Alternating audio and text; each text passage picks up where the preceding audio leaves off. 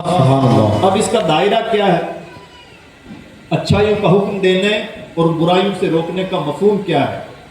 تو علماء نے اس کی تشریحات کے دائرے میں یہ بات کہی ہے کہ جن کے پاس پاور ہے وہ یہ دو اچھائیوں کا حکم دینے اور برائیوں سے روکنے کا کام اپنے پاور کے ذریعے سے کریں، جیسے حکام اور بادشاہ۔ جن کے پاس زبان ہے یعنی اہل علم، وہ اپنا یہ کام زبان سے کریں، قلم سے کریں۔ اور جن کے پاس یہ دونوں ہی چیزیں نہیں، یعنی انہیں یہ چاہیے کہ برائی کو برائی جانے اور اچھائی کو اچھائی جانے۔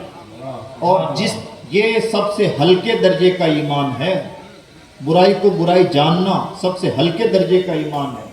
اور جس دن الٹی گنتی شروع ہو جائے کہ برائی کو بھی لوگ اپریشیٹ کرنے لگیں اور اچھائی بھی لوگوں کے لیے ہلکی بن جائے، تو اس کا دوسرا مطلب یہ ہے کہ اس قوم کی ہی الٹی گنتی شروع ہو چکی ہے۔ یہ سب تو یہ تین درجے ہیں۔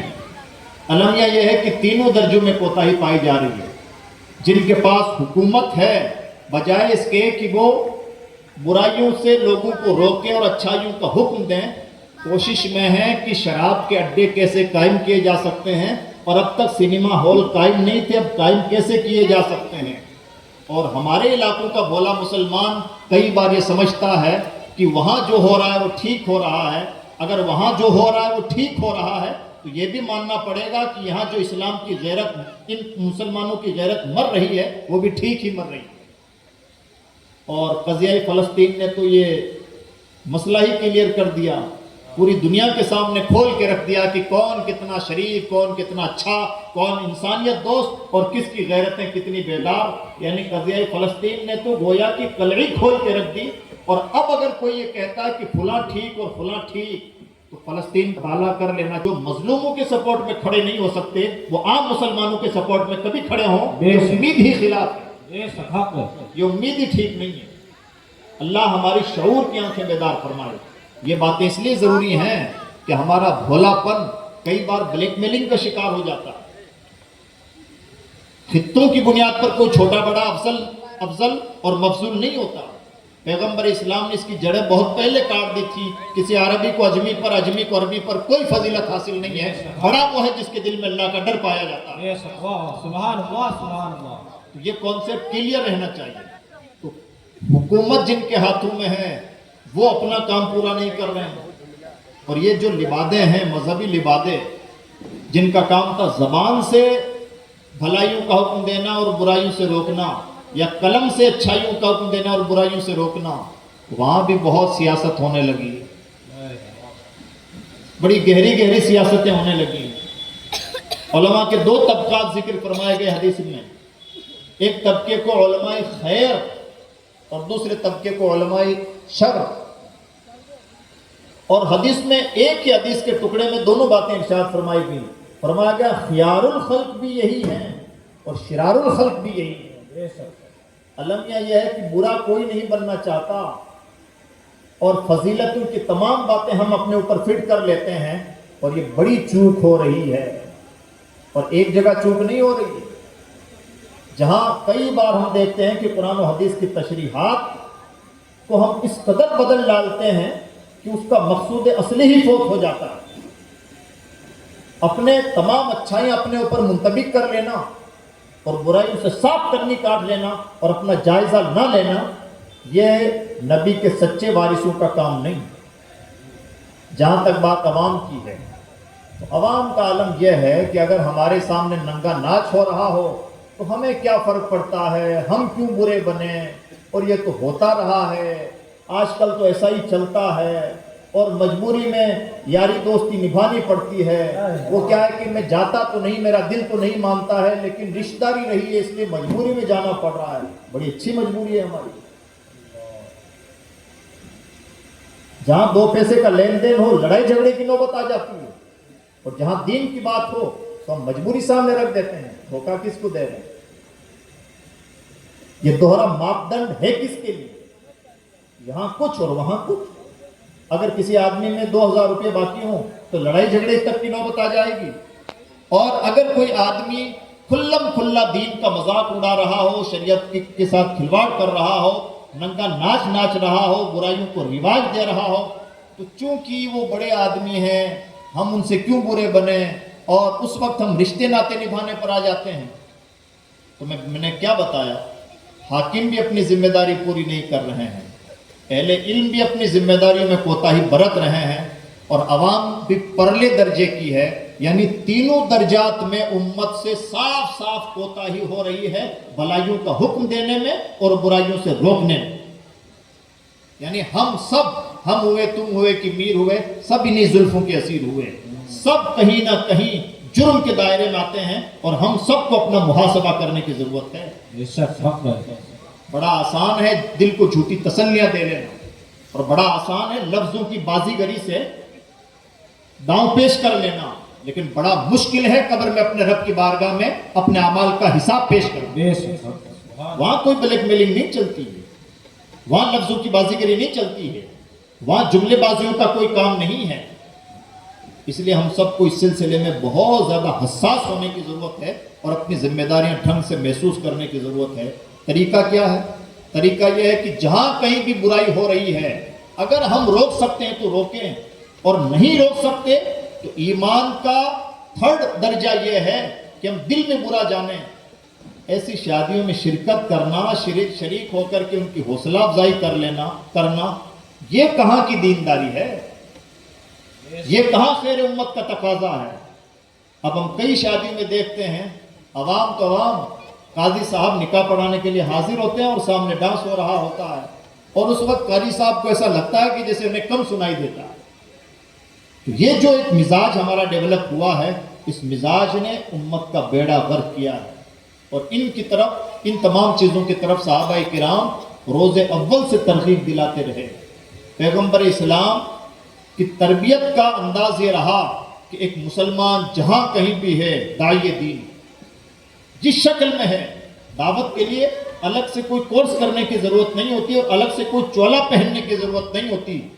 بحیثیت مسلم ہم جہاں کہیں بھی ہیں داعی دین ہیں۔ بے شک حق ہے۔ سبحان اللہ، سبحان یہ اللہ۔ ذمہ داری کسی مولانا صاحب نے نہیں دی ہے، پیغمبر اسلام کا صاف ارشاد ہے، کلکم راعی و کلکم مسئول عن رعیتہ۔ اے لوگو، تم میں سے ہر شخص ذمہ دار ہے۔ امام صاحب کو ایسا کرنا چاہیے، اور حضرت صاحب کو کرنا چاہیے، اور پٹیل صاحب کو کرنا چاہیے۔ ہم اور آپ کو کیا کرنا چاہیے؟ صرف ہم چائے کی چسکیاں اور پان میں مست رہیں گے؟ ہماری اپنی کوئی ذمہ داریاں نہیں ہیں؟ ہم صرف ہواؤں میں مشورے پھینکتے رہیں گے اور ہم سمجھ رہے کہ ہم نے اپنی ذمہ داریاں پوری کر دی ہیں؟ اس لیے عزیز دوستو، اس سلسلے میں بے پناہ کوتاہی ہو رہی ہے، اور اسی کوتاہی کا نتیجہ ہے کہ زمین تنگ ہو رہی ہے۔ زمین تنگ ہوتی ہے اللہ کے دین سے بغاوت کی وجہ سے،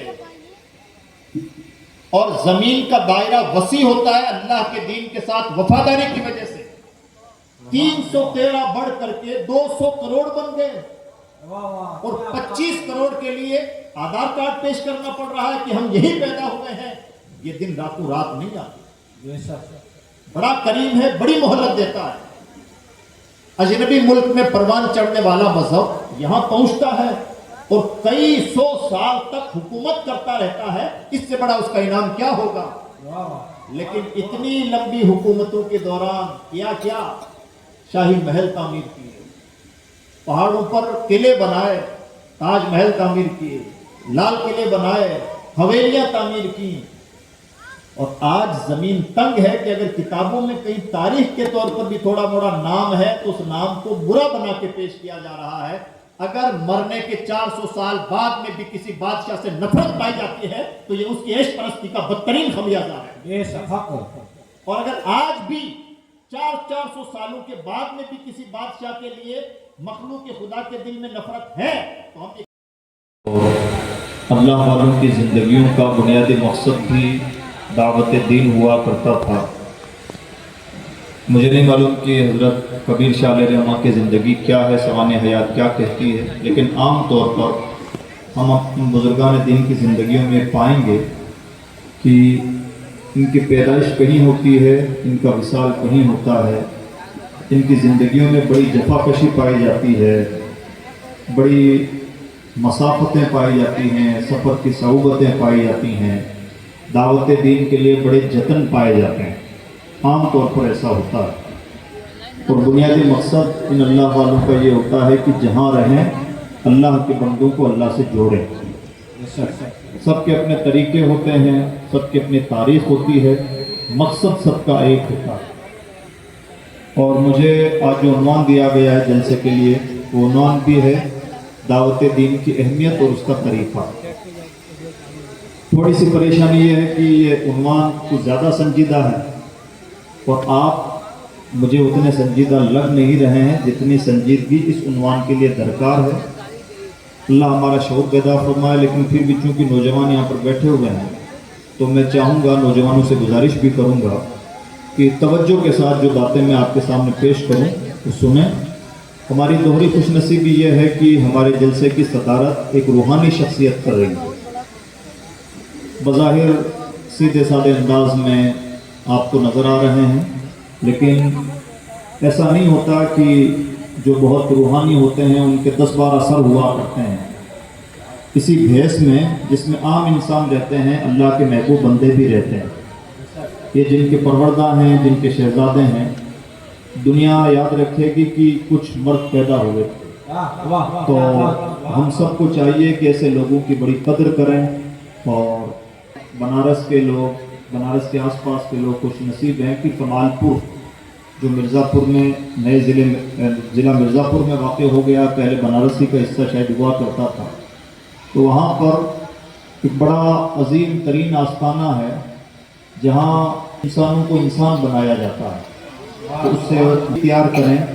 اور اس وقت اس پورے قافلے کے جو قافلہ سالار ہیں, ان کے والد ماجد, ہم سب کے مرشد گرامی حضرت شیخ العالم شاہ امام احمد رضا خان نقش بندی کمال پوری دامہ ذلہ, تو اللہ رب العزت ہمیں توفیق بھی عطا فرمائے کہ ہم ان سے فیضیاب ہوں, اور ہمیں شعور بھی عطا فرمائے اور دل کی آنکھیں روشن فرمائے کہ جو جلوے عام ہیں انہیں ہم دیکھ سکیں. عزیز دوستو, میں نے جو آیت کریمہ آپ کے سامنے تلاوت کی ہے, اس آیت میں اللہ رب العزت نے اپنے بندوں کے لیے کئی سبق بیان فرمائے. اس امت کی پیدائش کا مقصد, اس امت کا ہوم ورک اور کام کرنے کا طریقہ اور کانسیپٹ, یہ بہت ساری چیزیں آیت کے چھوٹے سے ٹکڑے میں کلیئر کر دی گئی. اللہ نے ارشاد فرمایا کنتم خیر امہ, ہم اور آپ سے مخاطب ہو کر کے. اور یہ بھی نہایت شرف کی بات ہے کہ اللہ رب العزت اپنے کلام پاک کے ذریعے سے ہم بندوں کو, اسپیشلی امت محمد کو خطاب فرماتا ہے. پرانی امتوں کو عام طور پر یہ شرف نصیب نہیں ہوا کرتا تھا, بلکہ اللہ رب العزت نے قوم بنی اسرائیل سے ارشاد فرمایا یا بنی اسرائیل اذکروا نعمتی التی انعمت علیکم, اے بنی اسرائیل میری نعمتوں کو یاد کرو جو نعمتیں میں نے تمہیں عطا فرمائی. اور اللہ نے امت محمد سے ارشاد فرمایا فاذکرونی اذکرکم, اے امت محمد مجھے یاد کرو میں تمہیں یاد فرماؤں گا. مفسرین فرماتے ہیں کہ یہ ان امتوں کے لیے یہ بھی اعزاز کی بات تھی کہ اللہ نے ان سے کچھ کہا تو صحیح, بھلے یہی کہا ہو کہ میری نعمتوں کو یاد کرو. ہمارے اعزاز کا عالم یہ ہے کہ اللہ نے ہم سے خطاب بھی فرمایا اور نعمتیں یاد کرنے کی بات نہیں کہی, بلکہ فرمایا مجھے یاد کرو. تو یہ ہم بندوں کے لیے معراج ہے کہ اللہ رب العزت ہمیں یہ حکم دے رہا ہے, اور دوہری معراج ہے کہ بندے اسے یاد کریں اور بندوں کو یہ شعور ہو کہ ہم کس ہستی کو یاد کر رہے ہیں. اس امت میں اس آیت کریمہ فرمایا اور ارشاد فرمایا کنتم خیر امہ, اے امت محمد تم سب سے بہترین امت. اب بدترین خمیازہ بھگتا ہے امت نے, اور دعوت دین میں بنتی نہیں. دعوت دین مشقتوں کا راستہ ہے. اقبال نے کہا ہے یہ شہادت گاہ اٹھنا ہے, لوگ آسان سمجھتے ہیں مسلمان ہو. سبحان اللہ. مسلسل اپنے آپ کو انسان کو شہادت گاہ میں تصور کرنا ہوتا ہے, تب جا کے دین کا راستہ ہموار ہوتا ہے. اس لیے عزیز دوستو, اس سلسلے میں ہم سب کو بہت زیادہ حساس ہونے کی ضرورت ہے. حساس ہونا اس لیے بھی ضروری ہے کہ کئی مرتبہ لوگ سمجھتے ہیں کہ حالات ٹھیک نہیں ہیں, اس لیے اب اسلام کی بات کرتے ہوئے ذرا بچنا چاہیے اور نبی کا ذکر کرنے سے تھوڑا سا گریز کرنا چاہیے. جبکہ کہانی الٹی ہے. کہانی یہ ہے کہ اسلام کی بات کی جائے تاکہ حالات ٹھیک ہو. نظام قدرت یہ ہے، اور ایسا ایک آدھ مرتبہ نہیں. اللہ نے قرآن پاک میں ارشاد فرمایا وَأَنكِحُوا الْأَيَامَ مِنكُمْ، اے لوگو تم میں جو بے نکاح ہوں ان کے نکاح کر دیے جائیں. اگر وہ فقیر بھی ہوں گے تو اللہ بے نیاز کر دے گا. ہم نے فلسفہ یہ گڑھا ہے کہ بچہ پاؤں پہ کھڑا ہو جائے تو شادی کی جائے. اللہ کا کلام کہہ رہا ہے اگر فقیر ہوگا بھی شادی کر دو اللہ بے نیاز کر دے گا. ہماری کہانی الٹی ہے، اللہ کی قدرت کا فلسفہ الگ ہے. سیم یہی کہانی یہاں ہے. ہم دعوت دین سے ڈر محسوس کر رہے ہیں کہ حالات ٹھیک نہیں، اور حالات ٹھیک ہیں بھی اس لیے نہیں کہ دعوت دین سے آپ ڈر محسوس کر رہے ہیں. اس سلسلے کو یوں توڑنا ہوگا کہ ہم جہاں کہیں بھی ہیں داعی دین ہیں. سبحان اللہ سبحان اللہ. کیا طریقہ ہے دعوت دین کا؟ دعوت دین کا طریقہ مجھے بہت معاف کیجئے گا، دعوت دین کا طریقہ گلی گلی کے چکر لگانا نہیں ہے. یہ تو مسلمانوں کی فہم ہے، مسلمانوں کی تفہیم ہے. میں ان کو نماز سکھا رہا ہوں، یہ ان کو روزہ سکھا رہے ہیں. یہ دعوت دین کا اصل کام نہیں. دعوت دین کا اصل تصور یہ ہے کہ اللہ کے کلمے کا پیغام اللہ کی مخلوق تک عام کیا جائے، بھلے وہ مخلوق کوئی بھی ہو اور بھلے وہ کسی بھی گمراہی میں بھٹک رہی ہو. جب دل اتنا بڑا ہوتا ہے اور جب دل میں اللہ رب العزت کے کلمے کا ایسا وقار رچا بسا ہوتا ہے، اللہ وہ ہیبت اور وہ رعب عطا فرماتا ہے کہ گنتی کے لوگ رہتے ہیں اور مٹھی بھر لوگ پوری دنیا پر حکمرانی کرتے ہیں. سبحان اللہ. چھوٹے چھوٹے علاقوں کے چھوٹے چھوٹے پارشد کو پروٹوکول چاہیے. 12 یا 14 ملکوں کے اکیلے کنگ حضرت فاروق اعظم رضی اللہ تعالیٰ عنہ، اور جہاں چاہتے ہیں اپنا درہ لگا کے سو جاتے ہیں. یہ جو مزاج پیدا ہوتا ہے، یہ جو رعب و دبدبہ پیدا ہوتا ہے، یہ پیدا ہوتا ہے دعوت دین کے صدقے میں سچے پکے اور پختہ کار غلامان رسالت کے اندر. تو ہم جو اس سے ہٹے ہیں تو نہ یہاں کے رہے نہ وہاں کے رہے. ان سے پھرے زمان، ان سے پھرے جہاں پھرا آئی کمی وقار. اس لیے عزیز دوستو، اب دعوت دین میں جو کرنے کا کام ہے وہ یہ ہے ڈائریکٹ ہوم ورک نوجوانوں کا. آپ کہیں جاب کرتے ہیں یا آپ کے یہاں کوئی جاب کرتا ہے، آپ کسی کالج میں پڑھتے ہیں، وہاں پر آپ کے کلاس میٹ ہیں یا آپ کے کوئی روم میٹ ہیں یا آپ کی صحبت میں بیٹھنے والے لوگ ہیں، جو جہاں کہیں بھی ہے، ہم سب کو یہ کوشش کرنی چاہیے کہ جہاں کہیں رہیں، جہاں کہیں جائیں، سفر کریں، کسی سے ملاقات ہو تو بنیادی فکر یہ ہو کہ ہم جہاں کہیں بھی رہیں ذکر رسول ضرور چھیڑیں. جہاں کہیں بھی رہیں دینداری کی بات ضرور کریں. جہاں کہیں بھی رہیں اللہ کا پیغام ضرور پہنچائیں. اگر ہم نے اپنا مزاج ڈیولپ کر لیا تو ہم یہ پائیں گے کہ اس دعوت دین کے صدقے میں اللہ رب العزت ہماری بے پناہ مصیبتیں بھی حل فرمائے گا، گزرے ہوئے دن بھی پلٹ کے آئیں گے، اور ہر طرح سے ہمیں وقار بھی حاصل ہوگا. یہ اہم ترین کام ہے جو ہم سے چھوٹ رہا ہے. جیسے ایک مارکیٹنگ کا بندہ ہوتا ہے، سیلس مین ہوتا ہے. آپ کہیں سفر کر رہے ہوں، آپ اسے تھوڑی دیر ملاقات کر لیں، وہ کسی نہ کسی بہانے اپنی کمپنی کی بات لے آئے گا، اپنی مارکیٹنگ کی بات لے آئے گا، اور اس کی پوری کوشش ہوگی کہ وہ اپنا سامان آپ کو بیچ دے. جس آدمی کو 10 روپے کسی چیز میں مل رہے ہیں تو اتنا فکر مند ہے کہ جہاں کہیں بھی رہوں ہر بار 10 روپے کما لوں. اور جس قوم کو پیدا ہی اس لیے کیا گیا ہے کہ اخرجت للناس، اخرجت للناس، پیدا ہی لوگوں کے لیے ہوئے ہیں، صرف مسلمانوں کے لیے نہیں پیدا کیا گیا ہے، ہمیں پوری کائنات کے لیے پیدا کیا گیا ہے. ہماری پیدائش کا مقصد ہی یہ ہے ہم جس سے 2 منٹ بھی بات کریں کوشش کریں کہ کچھ آخرت کمائیں، کوشش کریں کہ کچھ نہ کچھ اللہ کا پیغام اس تک پہنچا دیں. اور یہ مزاج جس دن ہم نے اپنایا تو ہمیں لگتا ہے کہ جانے کیا ہو جائے گا، لوگ برا مان جائیں گے اور پتہ نہیں بات کی ڈائریکشن میں جائے. سچائی الٹی ہے.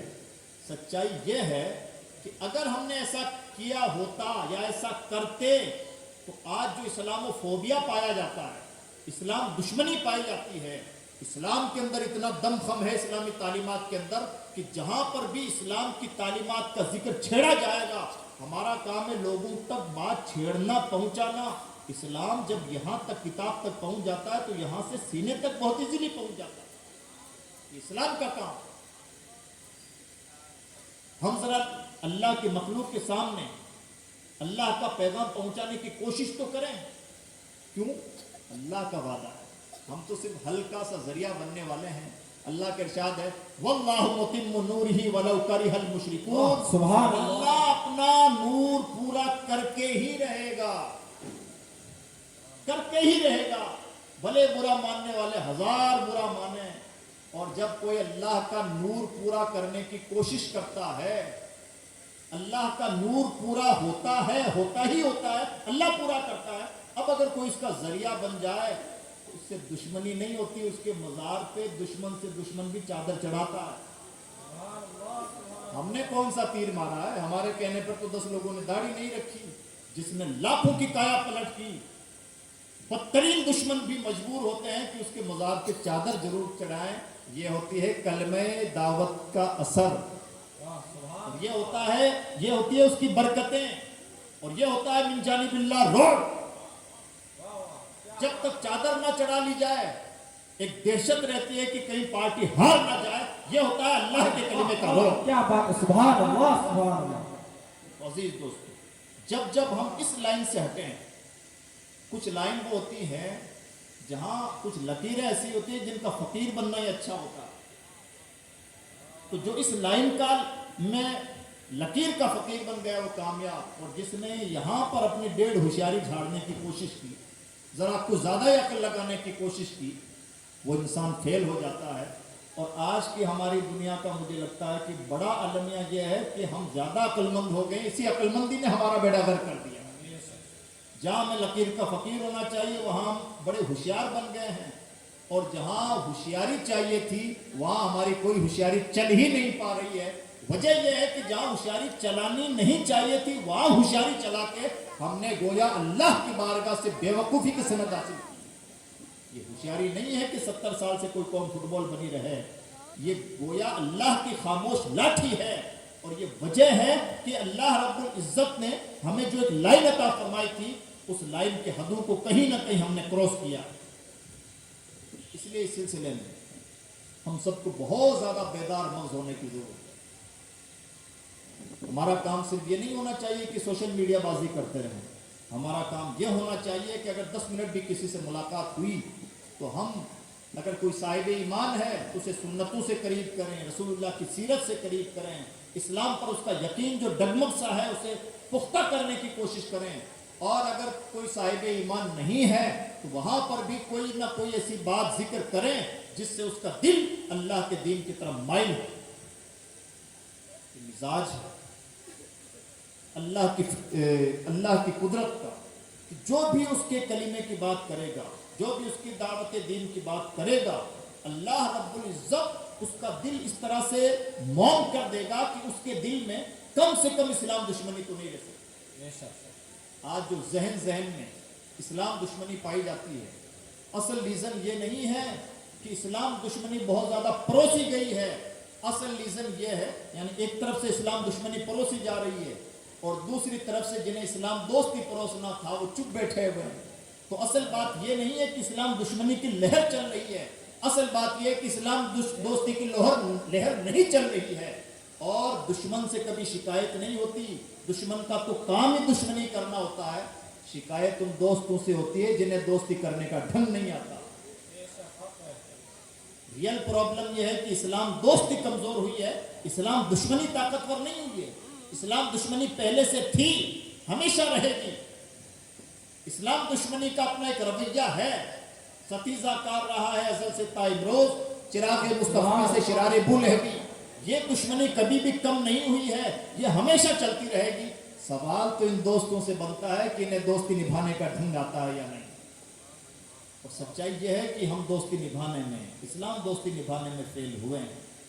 اس لیے عزیز دوستو, ہم سب کی ذمہ داری بنتی ہے. صرف امام صاحب کا کام نہیں ہے کہ جمعہ میں ہمیں تقریر پروسیں, یہ صرف مولانا لوگوں کا کام نہیں ہے کہ وہ دعوت دین دیں. پیغمبر اسلام نے یہ ذمہ داری صرف کسی ایک طبقے کو نہیں دی ہے. بلغوا عنی ولو آیا, جس کا بھی شعور بیدار ہے اس کی ذمہ داری ہے کہ اللہ کے رسول کا پیغام عام کرے. جو بھی نبی کا کلمہ پڑھتا ہے اس کی اپنی ذمہ داری بنتی ہے کہ غلامی نبھانے کی کوشش کرے اور پیغام رسالت کو عام سے عام کرنے کی کوشش کرے. اب سوال یہ پیدا ہوتا ہے کہ اس دعوت دین کا طریقہ کیا ہے. یہ تو ہی کچھ اہمیت والی بات ہے جس کا طریقہ سنیں تو طریقہ بھی ہمیں اپنی طرف سے نکالنے کی ضرورت نہیں. اللہ کی کتاب میں چند لفظوں میں ایسے اسٹینڈرڈ طریقے بتائے ہیں کہ ان طریقوں کو فالو کر لیا جائے تو کون سا پتا ہے جو پانی نہ ہو. اللہ کا کلام ارشاد فرماتا ہے ادع الی سبیل ربک بالحکمہ والموعظۃ الحسنہ وجادلہم باللتی ہی احسن. قرآن کے الفاظ پر غور کریں. ادع الی سبیل ربک، اے انسان اپنے رب کے راستے کی طرف بلا. کیا کہا؟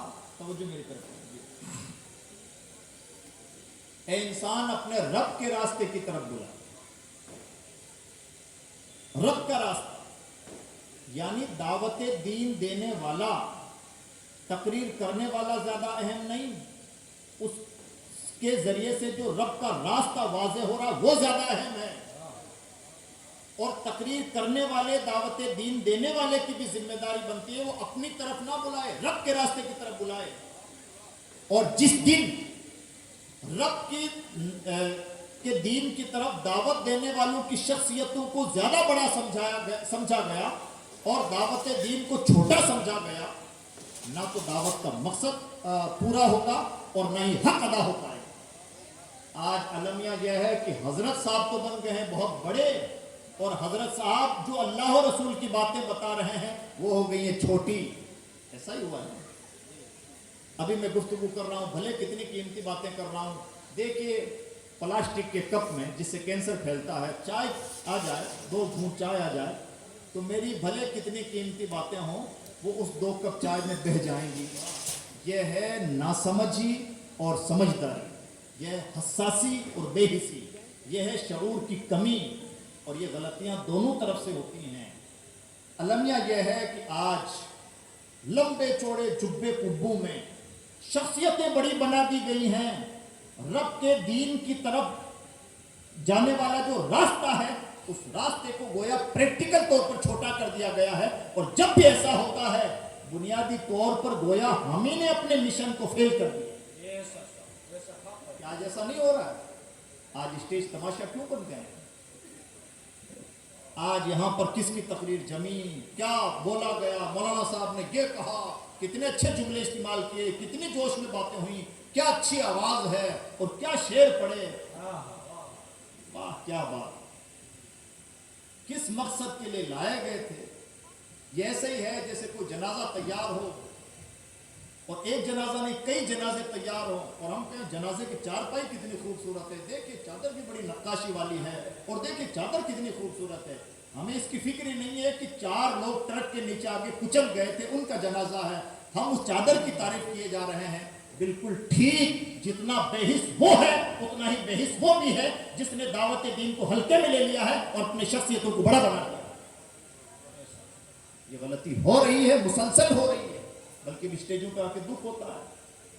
شخص تازیہ بن گئے ہیں، امامہ مذاق بن گیا ہے، خوشگوئی پیشہ بن گئی ہے، تقریر تجارت بن گئی ہے. جب یہ غلطیاں ہوں گی، اتنا ہی نہیں ہے کہ دعوت دین کا مقصد فوت ہوگا، بلکہ حدیث پاک کے مطابق پیغمبر اسلام جب معراج کے لیے تشریف لے گئے تو جبریل امین نے آپ کو ایک مشاہدہ کروایا کہ جہنم کی آگ کی کینچیوں سے کچھ لوگوں کی زبانیں کاٹی جا رہی ہیں. پوچھا گیا جبریل یہ کون؟ تو بتایا گیا کہ یا رسول اللہ یہ آپ کی امت کے وہ لوگ ہیں جو کہتے تھے کرتے نہیں تھے. زبانیں بڑی لمبی تھیں، چرب زبانیاں تھیں، اور یہ تو زمانہ ہی چرب زبانی کا ہے. بدترین سے بدترین آدمی ڈیبیٹ میں آپ کو ہرا دے گا، اس لیے کہ ڈیبیٹ سکھائی جاتی ہے، چرب زبانیاں سکھائی جاتی ہیں. کئی بار ناظموں سے غنیمت ہوا کہ آج کے اسٹیج پہ نظامت سنجیدہ رہی. کئی بار ہم دیکھتے ہیں کہ ناظموں کی چرب زبانی سے کون مقابلہ کر پائے. یہ پرانا درد تھا جو اچانک چھلک پڑا ہے، تو میں چاہ رہا ہوں کہ کچھ باتیں یہاں پر بھی ہو جائیں. اتنی چرب زبانیاں، اس طرح کے اشعار، اس طرح کی بڑبولیاں، گویا کہ ہمارا الفاظ کی دھونس، اپنے جامع، اپنی شخصیت، اپنا استقبال، اپنا اعزاز، یہی سب کچھ مشن رہ گیا ہے. سبیل رب کہیں گم ہو چکا ہے. اور جب بھی رب کا راستہ ہم اپنے کردار سے گم کریں گے بدترین خمیازہ بھگتیں گے. تو پہلا اصول، ادعو الی سبیل ربک، اے انسان اپنے رب کے راستے کی طرف بلا، اپنی طرف نہیں، اپنی شخصیت کی طرف نہیں. اور بلانا کیسا ہے؟ دیکھیے، کسی کو بلانا ہے تو آواز دینی پڑتی ہے. کیا کلام الہی کا فلسفہ ہے. تو ہونا کیا چاہیے تھا؟ بلانا ہے تو آواز، لیکن آواز بھی بعد میں، آواز سے پہلے سمجھ. اللہ فرماتا ہے ادعو الی سبیل ربک بالحکمہ، سمجھداری سے بلانا. اے بلانے والے، رب کے راستے کی طرف بلانے والے، بلانے سے پہلے ذرا سوچ لے کہ حکمت ہے کہ نہیں. موعظت حسنہ بعد میں ہے. اچھی بات بولنا ہے جب بھی بولنا ہے، لیکن وہ بھی بعد میں. پہلے یہ دیکھ سمجھ اچھی ہے کہ نہیں، حکمت ہے کہ نہیں. اور حکمت اتنی عظیم ترین نعمت ہے اس دین کی کہ جب پیغمبر اسلام کو دنیا میں بھیجا گیا تو اللہ نے پیغمبر کے دنیا میں بعثت کے 4 مقاصد بیان فرمائے. یتلو علیہم آیاتہ ویزکیہم ویعلمہم الکتاب والحکمہ. نبی امام الانبیاء دنیا میں 4 کام کرنے کے لیے تشریف لائے. ان 4 کاموں میں سے 50% کام ہے قرآن پاک، قرآن پاک کی تلاوت اور قرآن پاک کی تعلیم. اور 50% کام میں 25% کام ہے تزکیہ نفس، جو بہت دور ہم سے چھوٹ گیا ہے. کہیں کمال پور جیسی زمینیں پائی جاتی ہیں تو جاتی ہیں، سبحان اللہ. پائی بھی جاتی ہیں تو ہمیں قدر نہیں. یہ بھی المیہ ہے، یہ بھی حجابات کا حصہ ہے. اور چوتھا کام جس کے لیے امام الانبیاء بھیجے گئے، تعلیم حکمت. امام الانبیاء کو بھیجا گیا، عام نبیوں کی بات نہیں. اور قیامت تک کے لیے جو کام کرنے کے لیے بھیجا گیا، ان کاموں میں سے چوتھا کام، اہم ترین کام، نبی کا کام ہے حکمت سکھانا. کتنی عظیم ترین نعمت ہے کہ اللہ نے امام الانبیاء کو 4 ہی کام بتائے، اور ان 4 کاموں سے اہم ترین کام ہے حکمت. نبی تشریف اس لیے لائے تاکہ کوئی سمجھدار نہ ہو تو اسے سمجھدار بنا دے. اور اکلوتی درسگاہ ہے آمینہ کے لال کی درسگاہ جہاں بے وقوفوں کو عقل مند بنایا جاتا ہے. سبحان اللہ، سبحان اللہ. جاہلوں کو علم دینے کے لیے درسگاہیں سجتی ہیں، تعلیم کا کام ہوتا ہے. گناہ گاروں کا تزکیہ کرنے کے لیے خانقاہیں سجتی ہیں، یہ کام بھی ہوتا ہے تھوڑا موڑا جہاں تہاں. تعلیم و تعلم کا کام بھی ہوتا ہے، تھوڑا موڑا تزکیہ کا بھی کام ہو ہی جاتا ہے. تعلیم حکمت کا کوئی کام کہیں ہوتا ہی نہیں ہے. ایک ہی درسگاہ تھی جو سجی. ہاں، اب اگر کوئی حکمت سیکھنا چاہے تو اسی درسگاہ نبوت کی حدیثوں کا مطالعہ کر لے. اگر کوئی کمزور عقل کا ہوگا تو نبی کی حدیثوں کے مطالعے کے بعد عقل مند بن جائے. واہ، سبحان اللہ. ہے کوئی ایسی درسگاہ جو بے وقوفوں کو عقل مند بناتی ہو؟ انٹرینڈ لوگوں کو ٹرینڈ کیا جا سکتا ہے، جاہلوں کو علم دیا جا سکتا ہے، بے وقوفوں کو عقل نہیں دی جا سکتی. یہ خیرات صرف آمینہ کے لال کی گود میں ملتی ہے. ہمارا المیہ یہ ہے کہ ہمیں وہ پڑھنے کی توفیق نہیں. اگر وہ پڑھنے کی توفیق نہیں، حدیثوں کے مطالعے کی توفیق نہیں، تو جناب اگر بیوقوف پیدا ہوئے تو بیوقوف ہی قبر میں جائیں گے.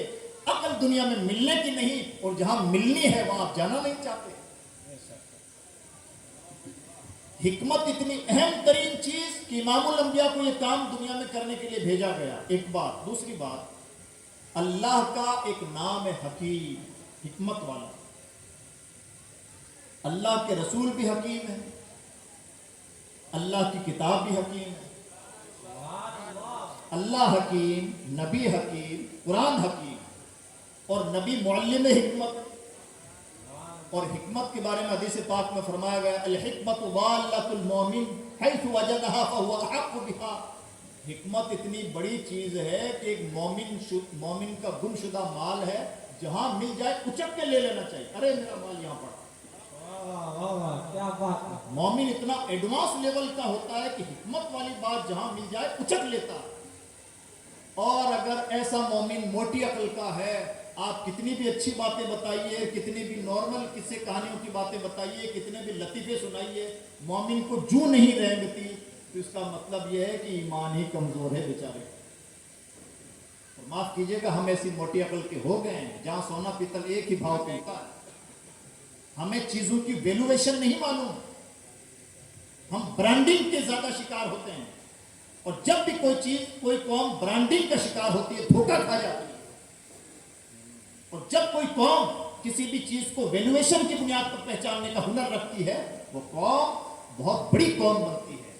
مومن کو اتنا ایڈوانس لیول کا بتایا گیا، مومن اتنا ایڈوانس کہ فرمایا گیا لا یلدغ المؤمن من جہر مرتین، مومن اتنا ایڈوانس سمجھدار ہوتا ہے کہ ایک بار تو کہیں دھوکہ کھا لیتا ہے، دوبارہ نہیں کھاتا۔ ہم تو وہ مومن ہیں جو 70 سال سے ایک ہی سراغ سے بار بار ڈسے جا رہے ہیں، کبھی ادھر سے ڈسے جاتے ہیں، 5 سال بعد ادھر سے ڈسے جاتے ہیں، کبھی ادھر کے فٹ بال ہیں، کبھی ادھر کے فٹ بال ہیں۔ ہمیں جائزہ لینے کی ضرورت ہے کہ ایمان کا طوطا کتنا سلامت ہے۔ اللہ حکیم، نبی حکیم، قرآن حکیم، نبی معلم حکمت، قرآن کتاب حکمت، اور دین حکمت، اور دعوت دین کا پہلا اصول حکمت، ادعو الی سبیل ربک بالحکمہ۔ جب اتنا ایڈوانس لیول کا انٹلیکچوئل بن کر کے بندہ دعوت دین دے گا، کون سی زمین مشکل ہے جناب؟ حالات کا رونا روتے ہیں، مکہ سے زیادہ ٹف تو زمین تھی نہیں کہیں کی، وہاں کی بھی کایا پلٹ ہو گئی اور مکہ بھی فتح ہو گیا، تو ماننا پڑے گا کہ حکمت کے ساتھ اللہ کی کوئی زمین دعوت دین کے لیے مشکل ہے ہی نہیں۔ اسی لیے اقبال نے کہا ہے یہ نغمہ فصل گلو لالا کا نہیں پابند، بہار ہو کہ خزاں لا الہ الا اللہ۔ لا الہ الا اللہ کا نغمہ گانے کے لیے موسم بہار کا انتظار نہیں کیا جاتا جناب، یہ نغمہ کسی فصل کا پابند نہیں ہے، بہار ہے تو ہے، خزاں ہے تو ہے، ہمارا کام ہے لا الہ الا اللہ۔ اس لیے ہم سب کو اس سلسلے میں بہت سینسیٹیو بھی ہونے کی ضرورت ہے اور ایکٹیو بھی ہونے کی ضرورت ہے۔ جہاں ہیں غلام رسول ہیں، جہاں بھی ہیں اللہ کے دین کے داعی ہیں، جہاں بھی ہیں اسلام کے سچے محافظ ہیں، سپاہی ہیں، مبلغ ہیں۔ اور چند باتیں اور بتاؤں، حالانکہ چونکہ بات چھڑی ہے اس لیے بتا رہا ہوں، ورنہ مجھے معذور رکھیے گا، مجھے مزید سنجیدگی چاہیے تھی۔ بات چھڑی اس لیے عرض کر دے رہا ہوں، دعوت دین کے لیے ہمیں لگتا ہے کہ زمین سازگار نہیں، جبکہ اشاروں کی زبان میں اگر ہم سمجھتے ہوں تو ایک بات سمجھیں، دنیا میں جتنے بھی دین اور مذہب پائے جاتے ہیں، مذہب کے پیچھے انسان کے ذہن میں بات چل رہی ہوتی ہے کہ مذہب کی وجہ سے مجھے سکون نصیب ہوگا۔ یعنی جب بھی کوئی انسان کسی بھی مذہب کو فالو کرتا ہے تو اس کے پیچھے اس کا دماغ جو چیز سوچ رہا ہوتا ہے، جو مقصد اچیو کرنا چاہتا ہے، وہ ہے سکون۔ المیہ یہ ہے کہ دنیا میں پرمپراؤں کا نام مذہب رکھ دیا گیا ہے، سکون کہاں سے لائیں گے؟ اور سکون جہاں مل سکتا ہے اس کے سب سے بڑے مبلغ کا نام ہے محمد عربی صلی اللہ علیہ وسلم۔ اس لیے جب کسی بھی مذہب کو پھیلانے کے لیے بے پناہ کوششیں ہوں گی، اشاروں کی زبان سمجھیے، جب بھی کسی مردہ مذہب کو نئے سرے سے زندہ کیا جائے گا تو کچھ وقت تو اس کا جادو چل جائے گا، محنتیں رنگ لے آئیں گی، لیکن 10-15 سال کے بعد میں ان انسانوں کی طبیعتیں بے چین ہوں گی اور اپنے مذہب سے سکون کا مطالبہ کریں گی، اور جب ان کو اپنے مذہب میں سکون نہیں ملے گا تو پھر سکون کی تلاش میں سرگردہ ہوں گے، اور اسلام کے علاوہ سکون کہیں ملنے والا نہیں۔ لہذا کہا جا سکتا ہے کہ اگر ایک مسلمان باشعور ہے، حساس ہے، اور وہ ذہنی فکری طور پر تیار ہے اور وہ سچا مبلغ اسلام ہے، تو اسلام کو پھیلانے کی ضرورت نہیں۔ دنیا کی آئندہ مجبوری بنتی جا رہی ہے کہ دنیا اسلام کے قدموں میں آ کے ڈھیر ہونا چاہتی ہے، کوئی اسلام کی دعوت دینے والا تو ہو۔ المیہ یہ نہیں ہے کہ لوگ اسلام سے قریب نہیں ہوتے یا لوگوں کے دلوں میں اسلام کی نفرت پائی جاتی ہے، المیہ یہ ہے کہ اسلام کا انٹروڈکشن صحیح طور پر پیش کرنے والے نہیں رہے۔ یہ بات بڑی گہری ہے۔ اسلام کا سورج غروب ہوتا ہی نہیں، اور اتنا ہی نہیں کہ غروب نہیں ہوتا، اسلام وہ مذہب ہے جسے دبایا جا ہی نہیں سکتا جناب۔ واہ واہ سبحان اللہ 9/11 سے پہلے جہاں پر ایئر 10,000 لوگ کلمہ پڑھتے تھے، 9/11 کے بعد اتنا بدنام کیا گیا، مسلسل سیریل، مسلسل رپورٹنگ، مسلسل اسٹوری، مسلسل ڈاکومنٹریز بنائی گئی اسلام کو اگر بنا کر پیش کرنے کے لیے۔ نتیجہ یہ نکلا کہ لوگوں نے جب بار بار اسلام، مسلمان، اسلام دشمنی، اسلام دوستی، اسلام پر بحثیں سنی، تو یورپ کے لوگ ہماری طرح بھگ تو نہیں ہیں، ہر جگہ کی مٹی بھگ تو نہیں ہوتی، کچھ جگہوں کی مٹی سمجھدار بھی ہوتی ہے۔ تو وہاں کے لوگوں نے مطالعہ کرنا شروع کیا، اور نتیجہ یہ نکلا کہ جب مطالعہ کرنا شروع کیا تو مطالعہ کرنے کے بعد میں وہ اسلام جو یہاں تھا یہاں سے یہاں پہنچ گیا، اور جو لوگ پر ایئر 10,000 کی تعداد میں کلمہ پڑھتے تھے 40,000 پڑھ رہے تھے۔ سبحان اللہ سبحان اسلام اللہ کی فطرت میں قدرت نے لچک دی ہے، اسے جتنا دبایا جاتا ہے اتنا ابھرتا ہے۔ الاسلام یعلو ولا یعلا، یہ مذہب دبائے جانے کے لیے ہے ہی نہیں، یہ ہمیشہ سربلند ہو کے رہتا ہے۔ ہمیں کچھ کرنا نہیں ہے، ہم جہاں کہیں بھی ہیں پختہ کار مسلمان بن جائیں، ہمارا کردار ہی اسلام کے پھیلاؤ کا ذریعہ بنتا ہے۔ بے شک حق ہے، سبحان اللہ یا ایھا الذین آمنوا ادخلوا فی السلم کافہ، سنگل مطالبہ ہے، اے ایمان والو اسلام میں پورے طور پر داخل ہو جاؤ۔ تمہارا کردار ہی ایسا پاکیزہ کردار ہے، اس کردار میں کشش ہی اتنی ہے کہ دنیا کی مجبوری بن جائے گا تمہارا اسلام۔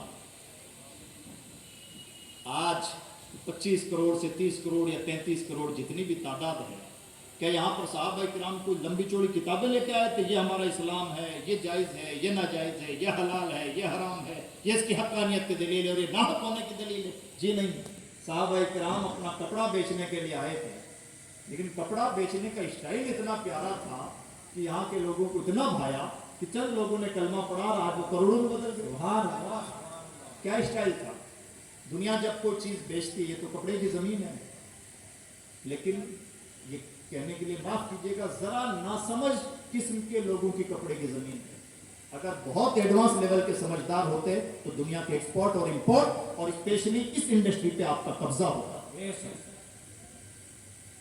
تسلیم کیجئے کہ آپ بہت ایڈوانس لیول کے سمجھدار نہیں ہیں، ورنہ آج بھی آپ کے 10 سال کے بچے کام کر رہے ہیں اور پڑھائی نہیں کر رہے ہیں، اور انہیں پڑھائی سے بھی سروکار نہیں ہے، اور کام کر کے وہ کون سے کروڑ پتی بن جائیں گے؟ جو قوم ایڈوانس لیول کی سمجھدار نہیں ہوتی، ایسا نہیں ہے کہ ہم جناب مسجدوں میں کم تعداد میں نظر آتے ہیں، مسجدوں میں نہیں جناب، ہم ہر اچھی جگہ پر کم ہی تعداد میں نظر آتے ہیں۔ یہ تو سنہرا بہانہ ہے کہ مجھے اتحیات یاد نہیں ہے، اتحیات یاد نہیں ہے جناب، وہ آپ وضو کے فرائض بھی یاد نہیں ہے، آپ ڈھکنے کی کوشش کر رہے ہیں۔ اور ایسا نہیں ہے کہ آپ کو اسلامیات کی معلومات نہیں ہے، آپ کو جغرافیہ کی بھی معلومات نہیں ہے اور میتھ کی بھی معلومات نہیں ہے۔ بے شک کپڑا بیچنے کے لیے تشریف لائے تھے، کپڑا بیچنے کا اسٹائل اتنا پیارا تھا کہ دنیا کسٹمر کو دھوکہ دیتی ہے۔ مارکیٹنگ میں کیا سکھایا جاتا ہے؟ دھوکہ دینا، آنکھوں میں دھول جھونکنا، سامنے والے کا فائدہ ہو نقصان ہو کچھ بھی ہو اپنا مال بیچ دو، یہ مزاج ہے، اسی کو کہا جاتا ہے مارکیٹنگ۔ اور اتنی لمبی چوڑی مارکیٹنگ کے بیچ نبی کے 2 الفاظ فرماتے ہیں، سچے اور امانت دار تاجر کا حشر نبیوں اور شہیدوں کے ساتھ ہوتا ہے۔ سبحان اللہ ایمان رکھیے، میری اس پر ایک ریگولر اسپیچ ہے، یہ 2 لفظ مارکیٹنگ کی ڈھیروں کتابوں پر بھاری ہیں۔